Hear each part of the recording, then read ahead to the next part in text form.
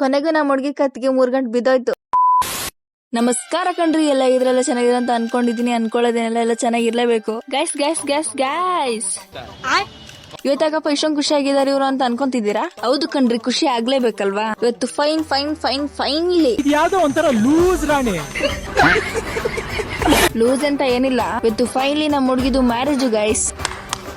So ಬೆಳಗ್ಗೆ ಬೇಗ ಎದ್ಬಿಟ್ಟು ರೆಡಿ ಆದೆ. ಅಲ್ಲಿಂದ ಚಲೋ ಅಂತ ಹೇಳ್ಬಿಟ್ಟು ಜಾಗ ಖಾಲಿ ಮಾಡಿದ್ವಿ. A few moments later. ಅಲ್ಲಿಂದ ತಟ್ ಅಂತ ನಮ್ಮ ಹುಡುಗಿ ಹತ್ರ ಎಂಟ್ರಿ ಕೊಟ್ರೆ ಶಾಸ್ತ್ರಗಳು ಫೋಟೋ ಶೂಟ್ ನಡೀತಿತ್ತು. ಈ ಸೈಡ್ ನಿಂತ ನೋಡಿದ್ರೆ ಏನು ಕಾಣಿಸ್ತಿಲ್ಲ ಅನ್ಬಿಟ್ಟು ಆ ಸೈಡ್ ಹೋಗ್ಬೇಕು ಅಂತ ಫ್ಲೈಟ್ ಬುಕ್ ಮಾಡಿದೆ. ಅಲ್ಲಿಂದ ಈ ಸೈಡ್ ಲ್ಯಾಂಡ್ ಆಗಿ ನಾನ್ ಒಂಚೂರು ಫೋಟೋ ಶೂಟ್ ಮಾಡ್ಕೊಂಡು ಇನ್ನು ಶಾಸ್ತ್ರ ನಡೆದಿತ್ತು ನೋಡಿ. ಅಲ್ಲಿಂದ ಮಾಂಗಲ್ಯ ಸೂತ್ರ ಪೂಜೆ ಮಾಡಿ ಕೊನೆಗೂ 3 ಗಂಟೆ ಬಿತ್ತು ನೋಡಿ.